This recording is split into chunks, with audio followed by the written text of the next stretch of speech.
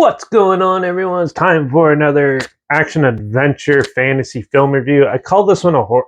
I'd say this one's it's part of a horror franchise a bit, but yeah, it's more action fantasy adventure. So yeah, that's what I'm calling it. It's The Mummy: Tomb of the Dragon Emperor. It's the third one in the Mummy franchise, or technically the fourth, if you include the Scorpion King in it. Yeah, I don't feel like Scorpion King's a whole other franchise, so I'm gonna leave that one separate. But yeah, so this one was released by Universal Pictures August 1st, 2008. It's produced by Sean Daniel, James Jackson, Stephen Sommers.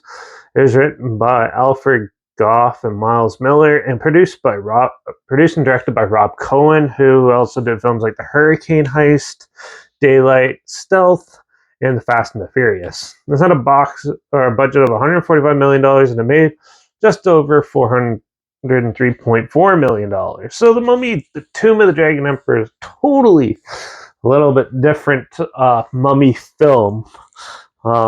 Yeah, so this one goes full-on action adventure, Indiana Jones ripoff, basically. So, yeah, so we're back with the adventures from the other two, except the wife is played by a new actress, and Brendan Fraser's back, and their son's older and stuff like that. And he's an actual explorer and trying to find mummies himself, and uncovering tombs and stuff like that. Where him and his friend uncover the Tomb of the Dragon Emperor in China, which is a mummy's curse, and he comes back to life and starts causing chaos throughout the villages and stuff. And then they go and try to take on him, and with the help of some yetis and some other black magic witchery, they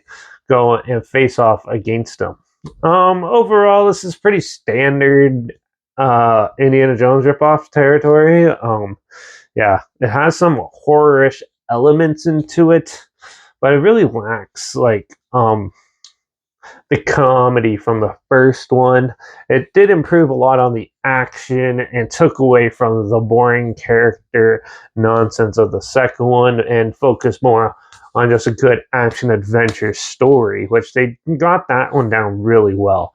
Rob Cohen does a good job at that, and he also knows how to put characters in fun parallel things with some really unrealistic circumstances. And with the help of some abominable snowmen, also known as Yetis and stuff, it gets a little cheesy and hokey, but overall it's just a fun time. It's not really meant to be taken too seriously. It does lack the comedic chops, but at least it was nicely filmed. The acting's not too bad. The special effects are still okay.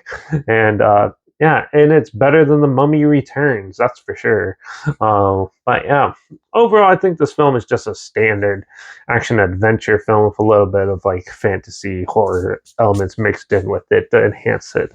But overall, it's just standard. So I'm going to give The Mummy: Tomb of the Dragon Emperor a 3 out of 5.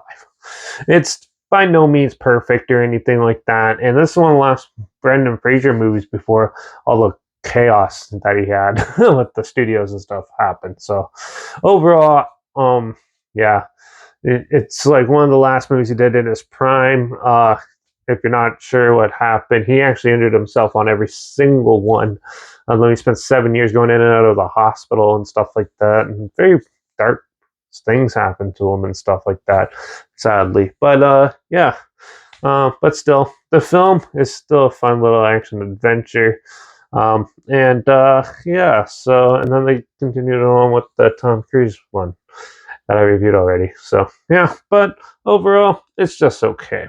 So if you want to check it out, though, I don't think it's streaming anywhere, but the trailer's like down below, so you can check that out if you want to. Also, make sure you check out my Instagram. So I post clips of films I'm going to review in the future on my stories. You have the film time hashtag and subject on film and a hashtag, so you're aware of it.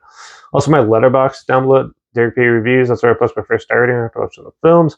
And my Twitter's down below, reviews_Derek. So follow me on those platforms. Stay with the channel. Like this video, share it so more people aware of it. Comment your opinions of the film down below.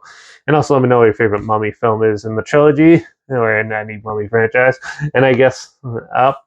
And yeah, if you have any other films or film franchise in any genre and on any streaming service, comment them down below. I'll try my best to get them as soon as I can, and if I can find them. Also, make sure you subscribe. Hopefully, find something weird, obscure, and odd that you probably never thought checking out together, and also share my opinions on popular films that have come out, classic films, and reviews on other things as well. And don't forget to ring that bell because we're going to take a break from the action adventure.